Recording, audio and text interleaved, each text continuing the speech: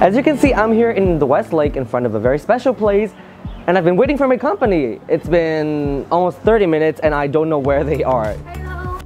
Hello. Oh, speaking of the devils. Sorry. Who do we have here? Traffic was crazy this morning. Hi guys, my name is Tung. Hey guys, my name is Thanh. And I'm Duy Long. And we're teachers from the IELTS workshop. So, Tung and Quỳnh Anh, what do you usually do in the Tết holiday season? I don't know, the usual stuffs. I would pay my relatives or the elder neighbors a visit. I may meet up with my friends, you know, to catch up with their lives. Or, of course, I have to go back to my hometown. So, Quỳnh Anh's holiday is pretty social, and mine is pretty anti-social because I usually ditch my family and relatives. Well, I stick with my wife and we usually go traveling. But back when I used to live with my parents, we would usually go to the pagoda every year, pretty religiously. What a coincidence, because today we're also going to a pagoda.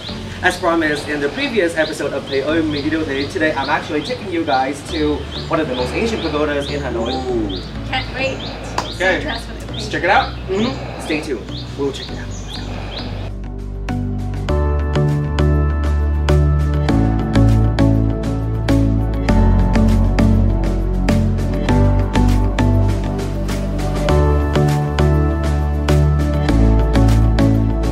As you can see, we're standing in front of the Chameleon Pagoda, our destinations for today's episode of Thầy, Mình, the Du Xuân edition. And you know what, let me give you some historical background about this place. Oh, much of a pressure. Such expertise. I'm not an expert, but Please, let me try. School us. So during the Lý dynasty era, King Lý Thần Tông ordered to build this place not as a pagoda originally, but as a recreational compound for his daughter. That's the word. Princess Privilege. Yeah, and this is actually the place where she and her maid practiced weaving silk fabric as a part of her hobby. That's very royal. I thought it was more like a party hub. No. It was really traditional. Okay, so it's like home economics kind of stuff. Yeah. Okay. And then after the princess passed away, this place was converted into a shrine. And during, what is the year? 1771, the place underwent a huge renovation and it finally became the pagoda as we're seeing today. We changed the name. Yeah. Từ Hoa to Yeah. Okay, what a history lesson. Thank you very much.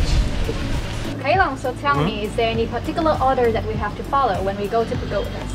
Yes, actually. I mean, many young people are unaware of which altar to go to first and which last when they go to pagodas. And I think it's totally comprehensible. It's something that not many adults know even. Oh, okay. So, the first section, or say altar that we go to when we go to a pagoda is Ban Đức Ông, which I don't really know how to translate into English. Ban is like an altar. And Đức Ông is the donor, or say the landlord, who gave away the land so that the pagodas can be built. Okay, so he sponsored the estate. Not only does he sponsor, but he also protects the place. So we go to his altar, let's say as a check-in ritual. Okay, so he's the first one that you gotta say hi to. Yes. Okay. And then you go to the main altar, which is Ban Tam Bảo, Okay. also known in English as the Three Refuges or the Three Jewels. Okay. Or in Sanskrit we call it the Tiratana. Okay. And a lot of terminologies. Can you break down like what are the three vows?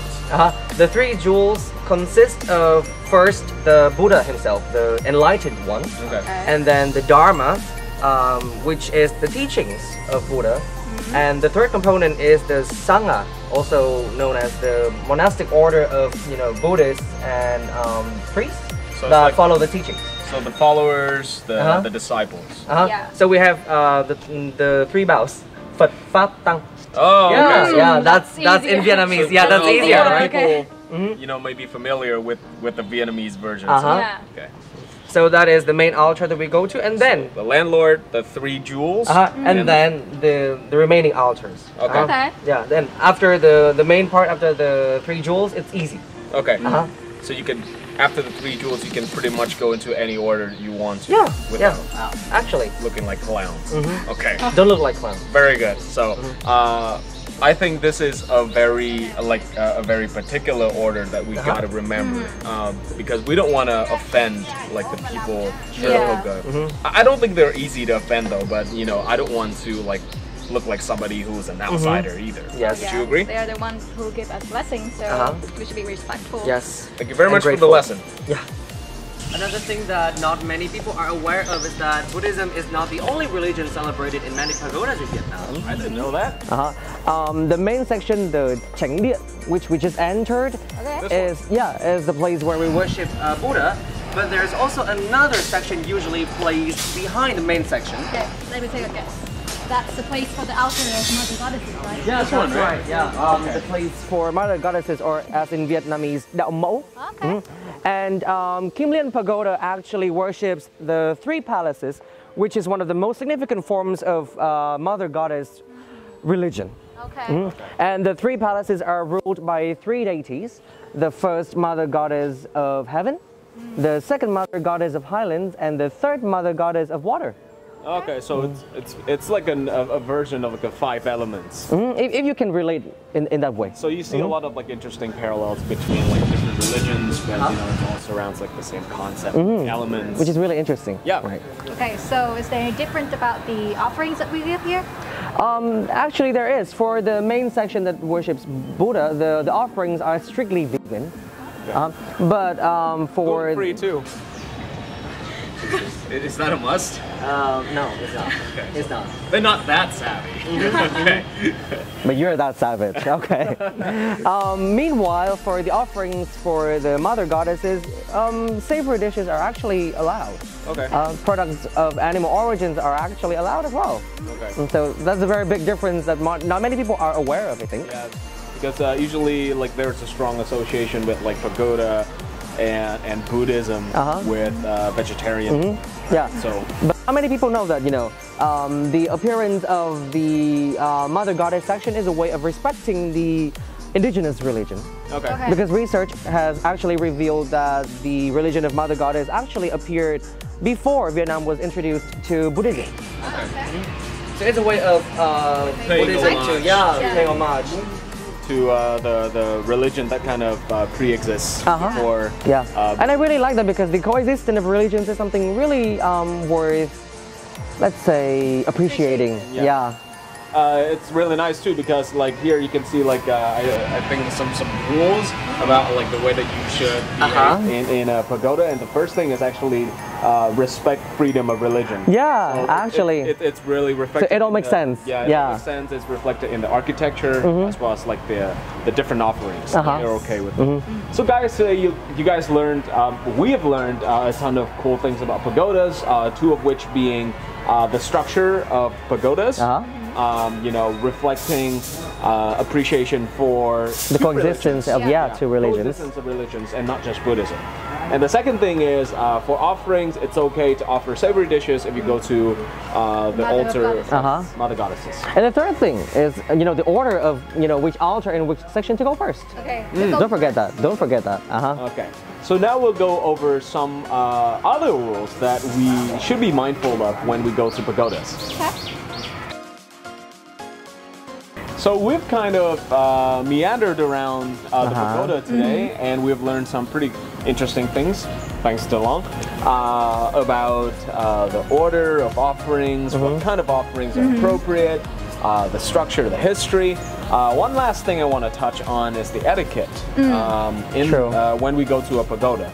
So anything you guys think the viewers should keep in mind? Is there any taboo when it comes to pagodas? What do you think? Let's talk about the dress code first. Oh yeah, that's key. So for females, that I think, don't wear something that is too low cut or something too high above the knees, because that would be offensive to the people here. So try not to be too revealing. Yeah, don't be revealing. Don't wear lace dresses or with plunging necklines. That's a no-no. Okay. Even if you want to emphasize your best assets when you go to a pagoda. There's a time and place for that, but not in a pagoda. Not in a like say sacred place. Yeah, you want to dial it down to 11. You want to tone it down. Come down to a 5. Yeah. Come down to a 5. And I like that you know, in a society and in a culture that we're getting increasingly casual. You know, when we go to a pagoda, it's a good time to kind of reintroduce some formality. I really like the concept of like presenting our Sunday best when we go to, you know, a place that is serene and religious. That's true. Anything else? The second point, I think, is to keep the place clean. Yes. Absolutely. I mean, it's a common sense, it's a common etiquette, you know, anywhere else, but it's seriously should be exaggerated in pagodas because the monks are doing such a good job and they're keeping it so hard to just, you know, keep the place clean and keep your religious experience from being tarnished. Yes. And we should also contribute to that by not littering. Yeah. I agree. Don't throw trash. Yeah, littering is the worst. It's a no-no. Yeah. All right.